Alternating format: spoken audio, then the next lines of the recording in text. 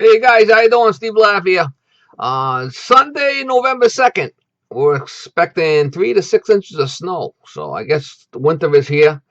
It's getting really cold. I usually do my blogs on Saturday, but I had continuing education yesterday for my plumbing license. Every semester, every year, we have to put in for 8 hours every year. So 16 hours every 2 years we have to put in for continuing education, which I actually enjoy it because we do learn stuff in them classes. They go over the code changes if there's any code changes, and I enjoy going. So I get to see a lot of people that I haven't seen in a while, and it's cool, you know. Yeah, so that's the deal. Sorry about the didn't do the blog, but I'll do it today, Sunday. We'll do it today. Not a big deal. A couple things I wanted to talk about. A lot of the guys have been getting the combustion analysis meters, and I've been getting a lot of questions on them. What do I charge to use my combustion analysis meter? I don't know, $25. I guess I throw onto the bill at times. It depends. I feel the combustion analysis meter is something we all need to have if you're working in a trade. It's like, are you going to charge somebody for refrigerant gauges if you hook them up to your air conditioner and charge your air conditioner? It's a tool we all need. So sometimes I feel funny by charging people. If I go work on a unit, they call me in there for a no heat call or something, I'll fix the unit, and then I put my meter in on the way out to check it and make sure everything's set right. So unless they're calling me in for, just to do a combustion analysis to check it, sometimes I won't even charge the people. I feel it's just all part of my job and a tool that we need. You guys that got the iManifold, $2,000 for that setup. Do you charge them every time you put your iManifold on an air conditioner or a heat pump? Do you charge them, $150 extra to hook up your iManifold? Well, it's the same idea with the combustion analysis, you know. If they call me in specifically for that, yeah, I'll charge them extra for it. So that's my answer to that question. What do you guys do? I'm kind of curious. There's quite a few guys out there that do the combustion analysis. Do you charge extra for that? I know some guys like Jim Davis. I think I had heard him say he charges like $325 to go in there and set up a boiler. Now on a big commercial stuff, that's different. Um, I'm talking about residential houses. Big commercial stuff, you could save the people a ton of money. Go in there and set it up with a combustion analysis, dial it right in for them. They'd save a ton of money. Then it's worth, big companies. But in a little house or something, just to check it, make sure it's running safe. Sometimes I guess you got to play it by ear. And some guys that had got the Testo, and other guys that got the Bacharach. Supposedly the Baccarat's a little bit cheaper.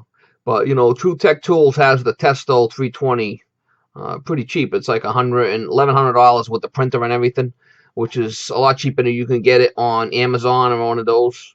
Comes with the printer and the case and everything. It's a pretty nice setup. So some of these other guys, I know a couple of guys that got the Baccarat. But, whatever. Whichever one you want. Doesn't matter as long as you got a meter. That's the way I feel about it. They'll both do the same job, and they're both good companies. And it's been pretty cool that I get a lot of feedback from my videos. That a lot of the guys who watch my videos doing the working with the 320 combustion analysis, and that from watching my videos, they said they went out and got a meter. So that was pretty cool. That a lot of guys are getting on board with the combustion analysis, and it's very important. I feel that it's important, and other guys that did videos and said the same thing in their videos, that it's very important to have the combustion analysis meter, and it is. I feel it's very important to have it. And Eddie had said something in some of his videos that it's very important to have it. And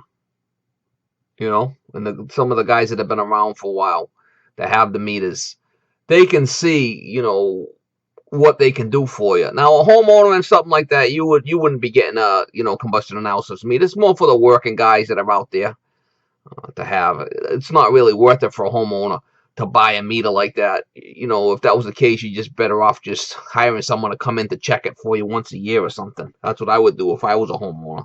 I wouldn't be spending that kind of dough. A lot of my subscribers know I had a bunch of scrap in the backyard, back on my side of my shop and stuff. I got all that cleared up. I got all them tanks and air conditioners and furnaces and A coils. I got all that cleared up. Now I got to do the copper and the brass. I saved the best for last. But I got to get that. I didn't want to bore you guys with, cleaning up video type of thing.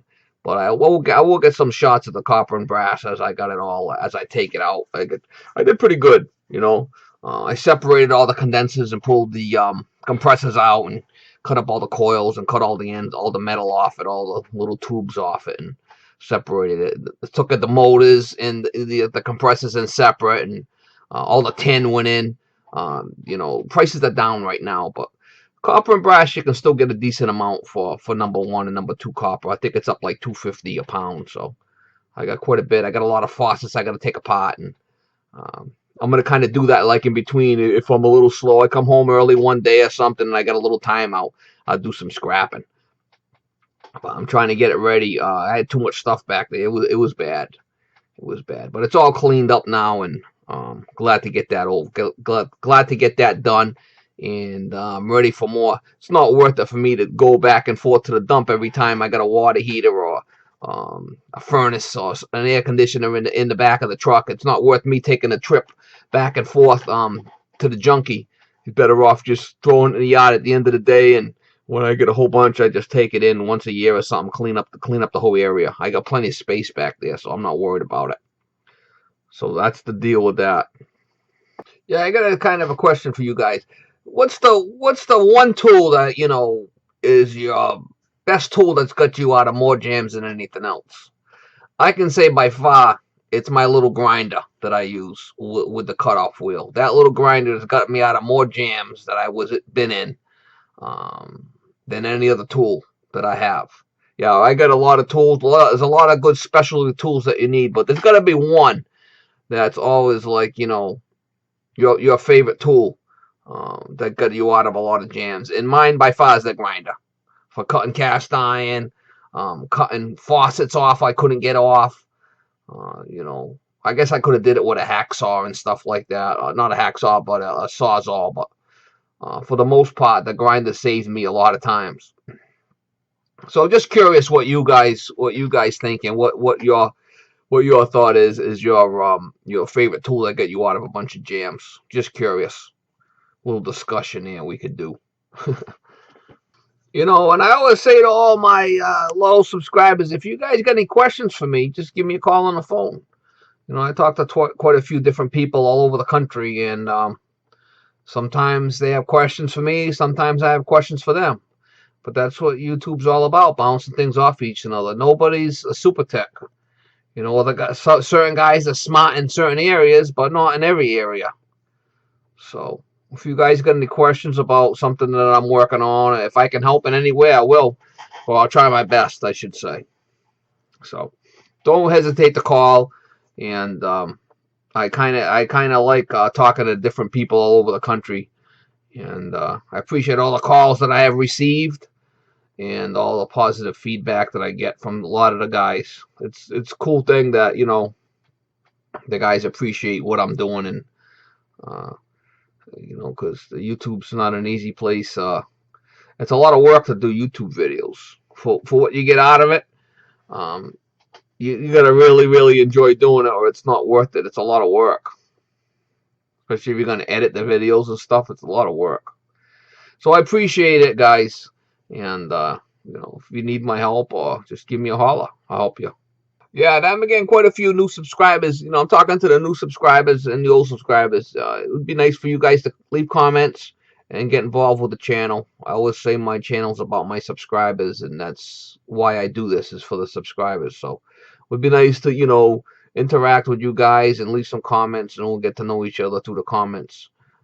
That's what my goal is for the channel, is to try to get to know the people, and as they leave comments back and forth, and I will answer all my comments like I always do, and get to the point where I can't answer all the comments. We'll have to see, but I'll try my best. I answer everyone.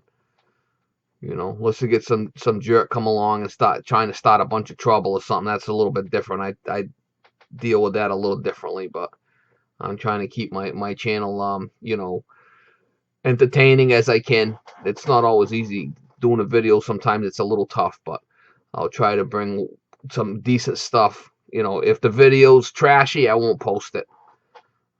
I try to, you know, it's not always glamorous or nothing. So that's the deal there. I appreciate all my subscribers, my loyal subscribers, especially them guys, the guys that leave the comments all the time. All right, guys, have a good weekend, and starting to really snow here. I'll probably get a little picture of the snow and put it on at the end here so you guys can see it's starting to come down pretty good. All right, have a good one, guys.